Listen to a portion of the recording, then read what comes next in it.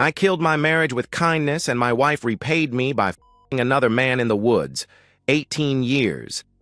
That's how long I believed in the lie of our marriage. 18 years of double shifts at Allegheny Steel, my hands cracked and calloused. So Stephanie could have her monthly spa days at that place downtown where they charged $90 for cucumber water and a hot towel. 18 years of surprise weekend getaways, she'd acknowledge with a distracted smile before burying her face back in her phone. 18 years of cooking dinner for a woman who ate in silence, thumbs tapping out messages to God knows who while I tried to tell her about my day. That's the thing about devotion. It blinds you. When Stephanie had the flu 3 winters ago, I learned to braid her hair because she couldn't lift her arms above her shoulders. I memorized her coffee order. Iced vanilla latte with oat milk, 1 pump of caramel, light ice. I gave up my hunting trips with the guys because she said the empty house made her feel lonely, though she never seemed to mind when I worked those weekend shifts that paid for her shoe collection. The changes weren't subtle. They were calculated. Humiliations. She started leaving rooms when I entered them like my presence contaminated the air.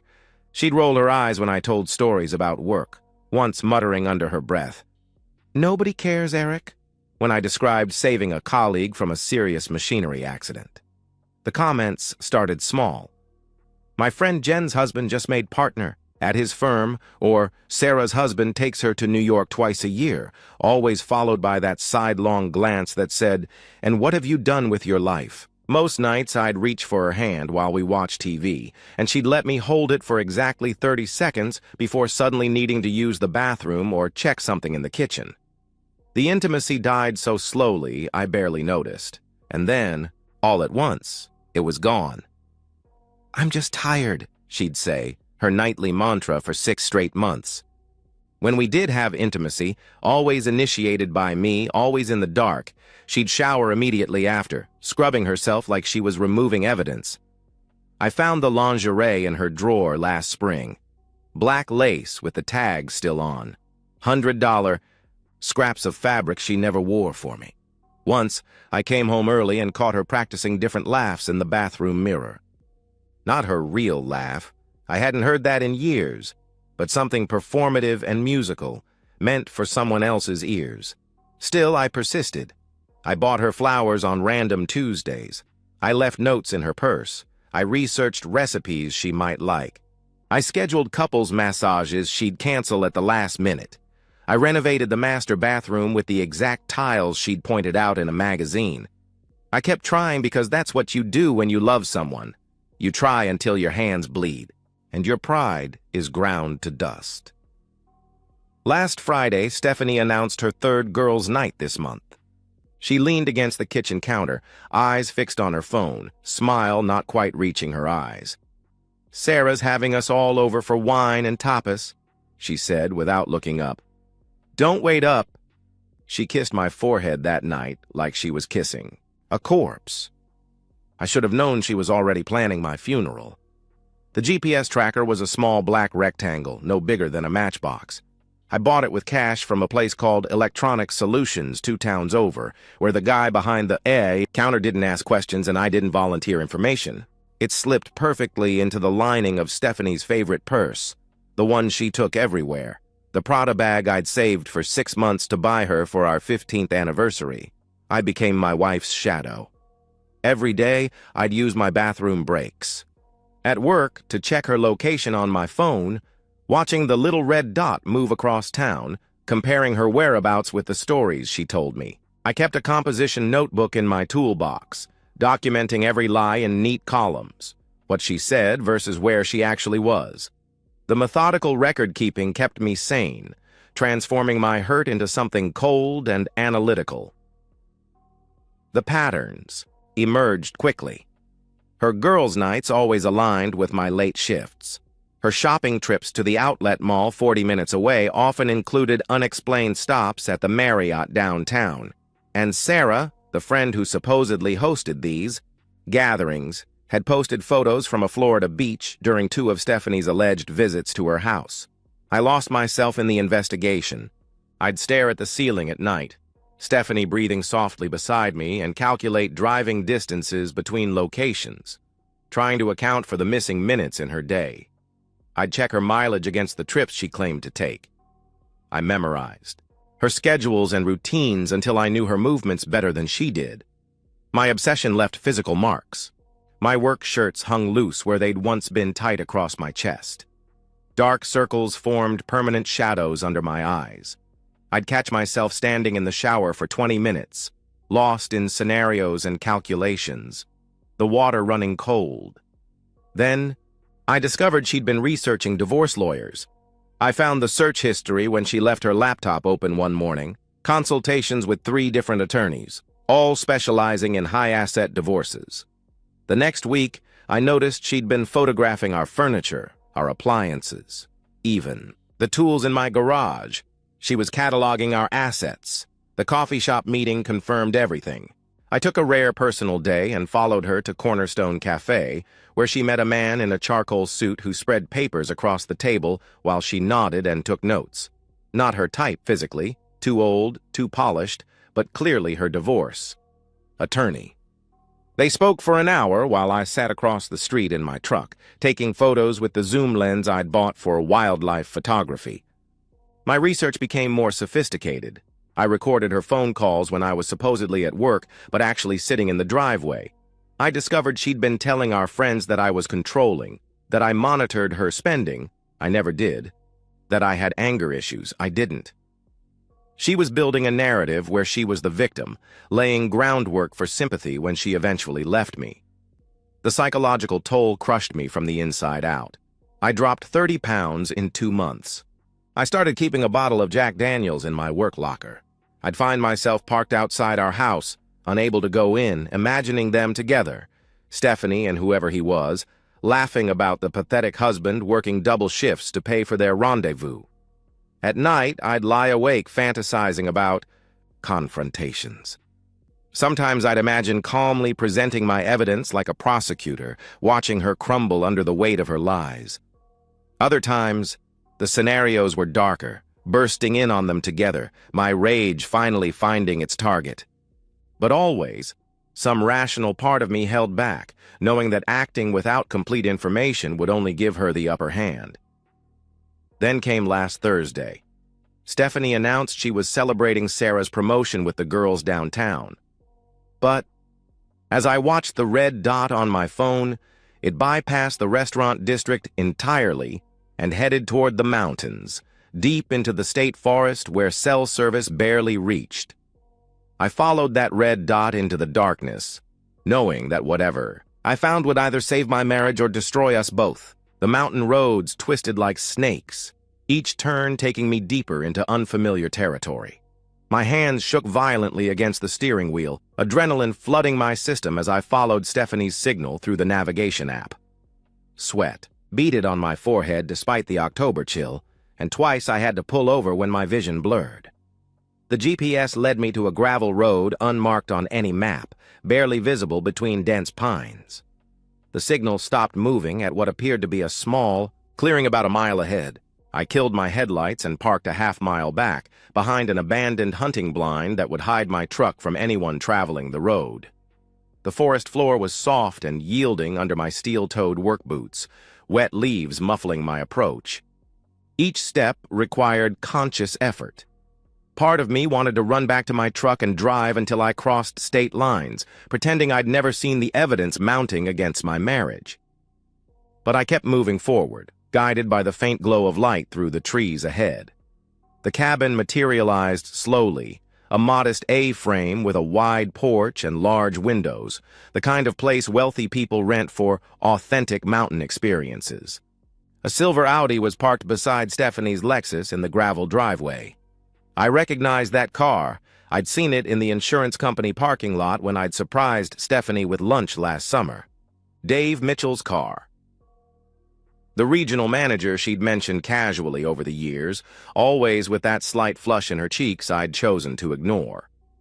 I circled the property, staying within the tree line until I found a vantage point with a clear view through the picture windows. The interior lights were dimmed, but I could see everything with perfect, excruciating clarity. Stephanie wore the red dress I'd bought for our anniversary, the one she'd claimed was too fancy for anywhere we go. Her hair was styled in loose waves the way she knew I liked it, and she'd put on the diamond earrings that had been my Christmas gift 3 years ago. She was beautiful in a way that seemed weaponized against me, every detail of her appearance. A deliberate choice meant for another man's appreciation. Dave Mitchell was younger than me, leaner, with the kind of confident posture that came from boardrooms instead of factory floors. He moved with easy grace as he poured wine into crystal glasses. Our crystal glasses, I realized with a jolt. The set we'd received as a wedding gift that Stephanie had packed for polishing last week. They danced to music I couldn't hear, her arms wrapped around his neck, her head resting against his chest. She laughed. Not the practiced laugh I'd caught her rehearsing, but her real laugh, the one I hadn't heard in years. She fed him strawberries from a bowl on the counter, her fingers lingering against his lips. When they kissed, it wasn't the perfunctory pecks she'd been giving me.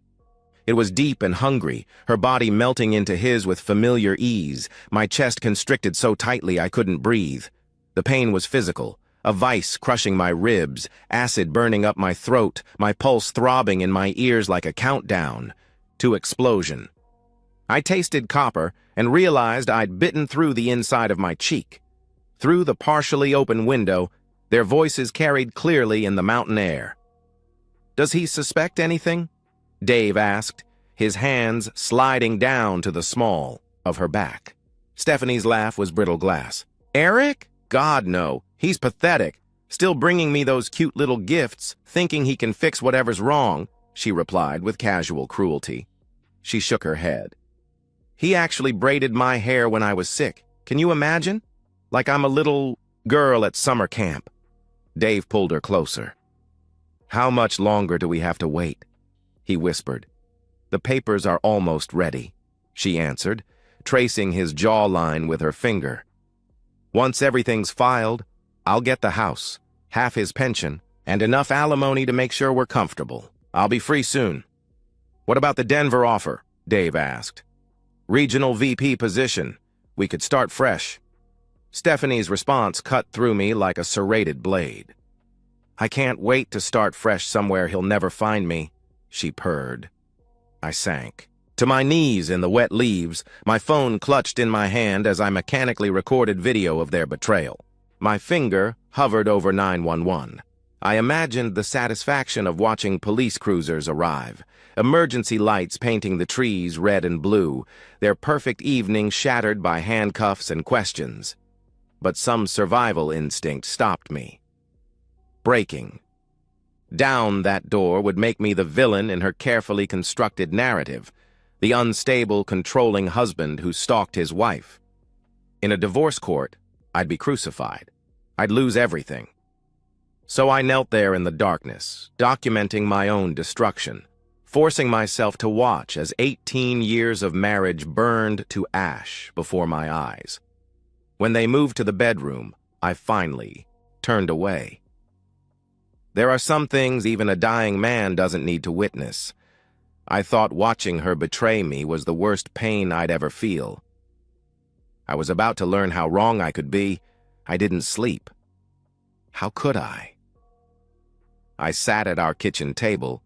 All night the house achingly quiet, surrounded by the evidence of my wife's betrayal. I laid everything out in methodical rows, printed GPS maps showing her movements over 6 months, screenshots of Sarah's Florida vacation posts contradicting Stephanie's alibis, photos of the cabin, and the damning video of my wife in another man's arms. By dawn, I had a roadmap for destruction. I'd copied all our financial records going back 5 years. I'd researched the top 3 divorce attorneys in the county and planned to call the best one the moment their office opened.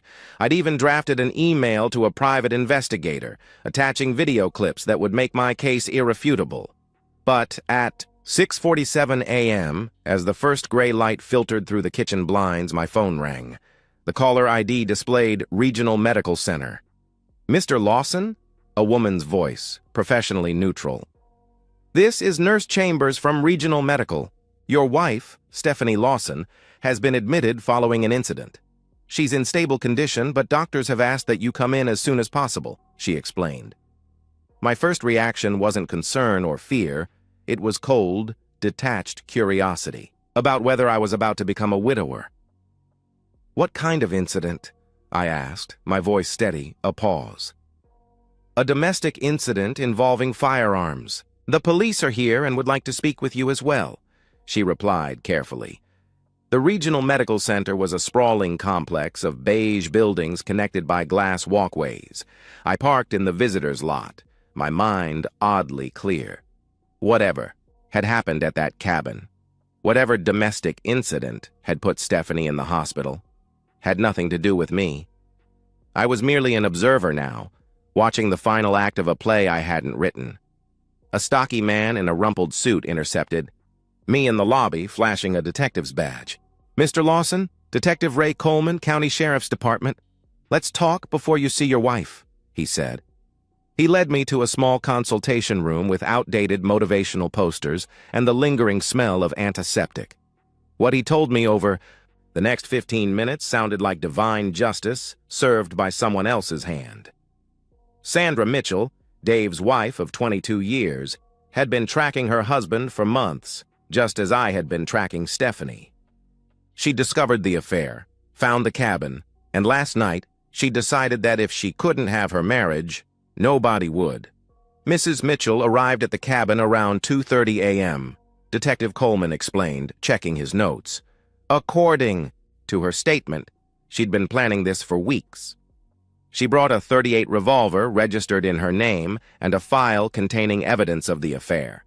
She kicked in the front door, shouting, and I'm quoting directly here, 22 years! You bastard! The detective cleared his throat. Mrs. Mitchell fired 4 shots. 2 hit Mr. Mitchell in the chest, killing him instantly. Your wife was hit once in the shoulder while diving behind the couch and once in the thigh while attempting to reach the bathroom. Mrs. Mitchell then called 911 herself, confessed to the shooting, and waited for officers to arrive while your wife received emergency first aid from the responding paramedics, he continued. I sat perfectly still, processing this information with a strange sense of detachment.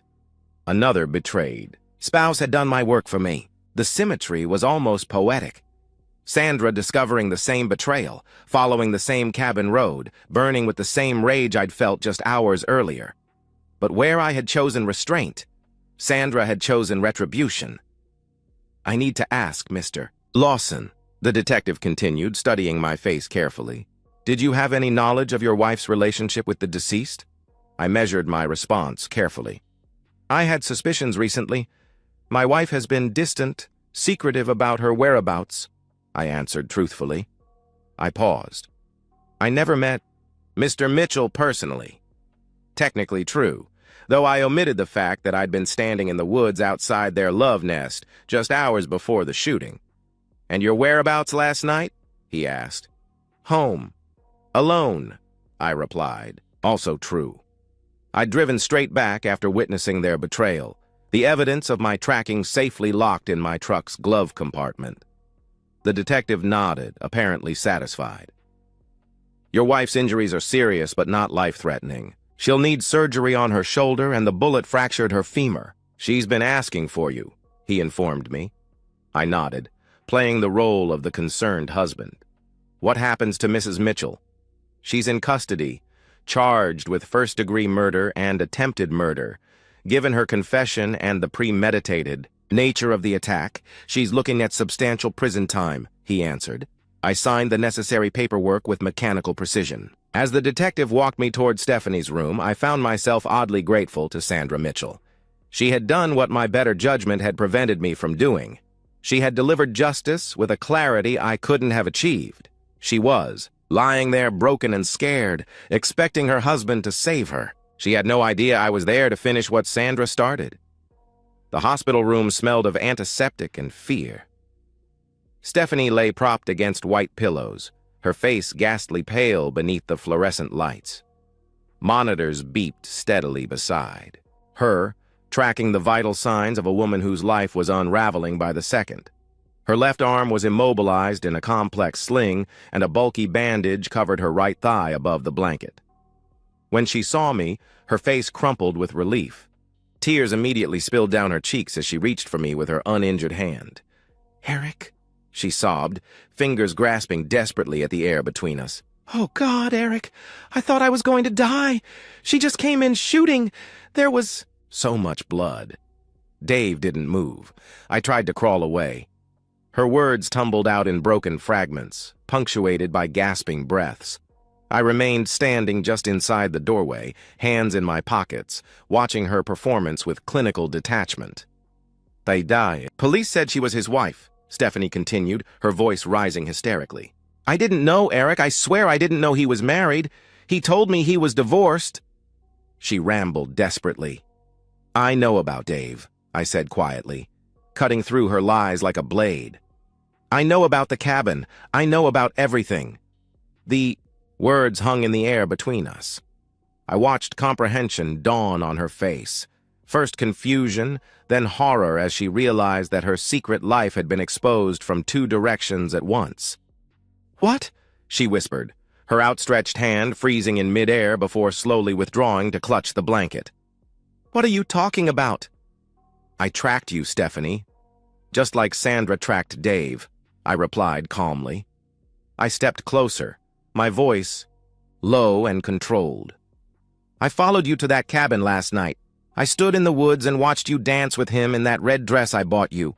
I heard you call me pathetic. I heard you laugh about my cute little gifts. Her face drained of what little color remained. Her mouth opened and closed wordlessly, like a fish struggling for oxygen. No, she finally managed. Eric, no, it's not. You don't understand.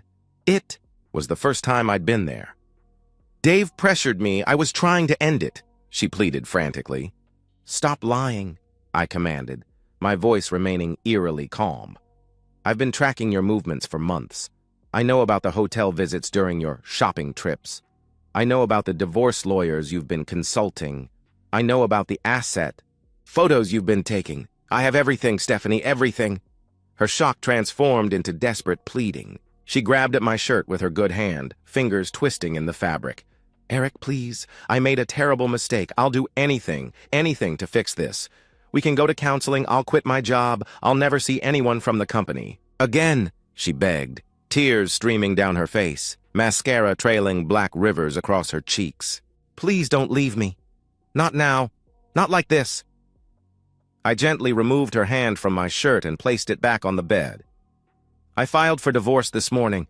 The papers will be delivered here tomorrow.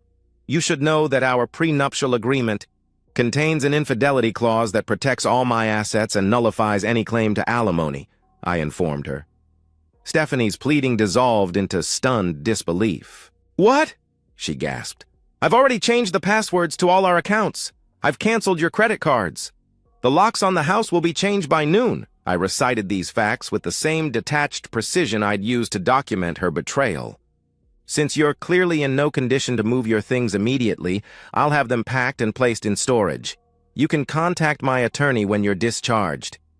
You can't do this, she whispered, shock giving way to anger. You can't just throw me away when I'm lying here shot. Where am I supposed to go? How am I supposed to pay for this? She demanded, gesturing wildly at the medical equipment surrounding her. My health insurance is through your job. That's unfortunate, I said matter-of-factly, but I'm sure Dave's estate will cover it. After all, you were planning a future together in Denver, weren't you? Her face contorted with rage and desperation. You bastard! I'll fight this. I'll contest. The prenup! I'll tell everyone you knew about the affair and sent that crazy bitch to kill us, she screamed. I smiled for the first time since entering the room. By all means, tell the police you suspect your husband of conspiracy to commit murder. I'm sure Detective Coleman would be very interested in your theory. He might even ask how you know what I knew, since by your own admission, last night was the first time you'd been to the cabin, I replied coolly. She fell silent, trapped by her own lies. Dave's wife did what I was too civilized to do, I said quietly. She saved me the trouble of destroying you myself. As I turned to leave, Stephanie's voice rose to a scream behind me. You can't leave me here like this! Eric! Eric! She wailed. Closed the door on her desperate cries, walking steadily down the hospital corridor as nurses glanced nervously in the direction of the commotion. In the elevator, I caught my reflection in the polished steel doors. a man I barely recognized, hollow-eyed but unburdened. The weight of 18 years of devotion finally lifted from his shoulders. I left her there, broken and abandoned, but the best part was still coming, watching her world burn from a safe distance. 8 months have passed since the shooting. 8 months of rebuilding a life I never knew I wanted. I observed the systematic destruction of Stephanie's existence with the same methodical attention I once devoted to tracking her betrayal. The divorce was finalized in record time. Our prenuptial agreement, drafted by my father's attorney when Stephanie was still a receptionist with dreams of management, protected every asset I'd accumulated during our marriage. I kept the house, all, savings accounts, my pension, and even her Lexus, since it was registered in my name. She received a settlement of exactly $1, a detail I requested specifically to ensure the record showed she was paid in full. The social devastation was even more complete than I anticipated. When the story broke in our local paper, Insurance. Executive killed in love nest. Alleged affair ends in bloodshed. Stephanie became a pariah overnight. Her family, the devout Catholics who had welcomed me so warmly at holiday gatherings, publicly disowned her. Her mother was overheard at Sunday Mass calling her daughter a disgrace to the Rossi name, and her father hung up when she called from the hospital. Her career imploded spectacularly. The insurance company fired her immediately, citing their morality clause and the negative publicity surrounding Dave's murder. No other firm in the industry would touch her. The scandal had spread through professional circles like wildfire, her name becoming a cautionary tale at corporate retreats. Sandra, Mitchell's case became something of a sensation. She pleaded guilty to voluntary manslaughter for Dave's death and aggravated assault for Stephanie's injuries, receiving a 12-year sentence with possibility of parole after 8. What no one expected was the groundswell of support from women across the country, betrayed wives who saw in Sandra a folk hero who had done what they only fantasized about. Her story inspired a podcast, a Lifetime movie, and even a support group for survivors of infidelity trauma. Meanwhile, Stephanie's life collapsed into something unrecognizable. She lives in a studio apartment above Mario's Pizza downtown, working night shifts at the Sunoco station on Route 16. Her medical debt from the shooting exceeds $200,000, and without insurance, she's been reduced to setting up a GoFundMe that raised a pitiful $347 before stalling. The physical therapist I sometimes see at the gym tells me her shoulder will never regain full mobility, and she walks with a noticeable limp that worsens in cold weather.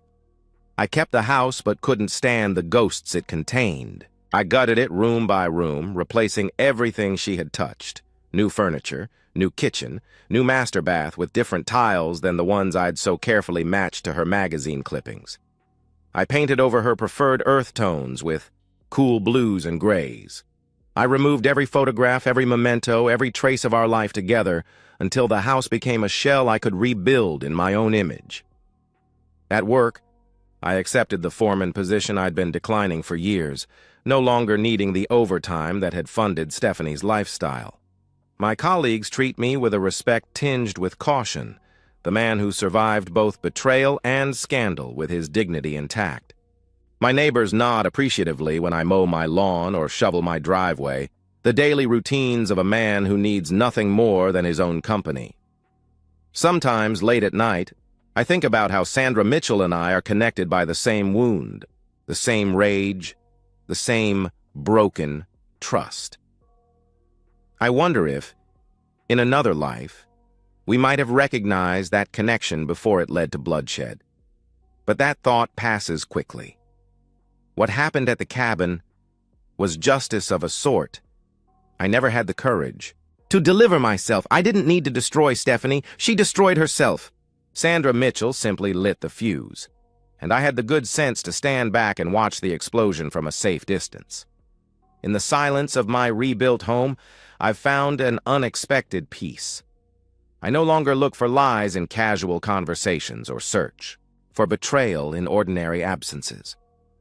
I no longer braid anyone's hair or memorize coffee orders or sacrifice my own needs for someone else's comfort. The knowledge that I survived Stephanie's betrayal that I emerged not just intact, but victorious, has become its own kind of freedom. I didn't kill my wife. I didn't have to. I simply stepped aside and let karma do the work for me. And that's the end of today's story. If you enjoyed it, please give this video a thumbs up and drop a comment below. Your support helps the algorithm push my content further. If you're new to the channel, don't forget to hit that subscribe button. It really helps me keep creating more stories for you. Thanks for watching, and I'll see you in the next one.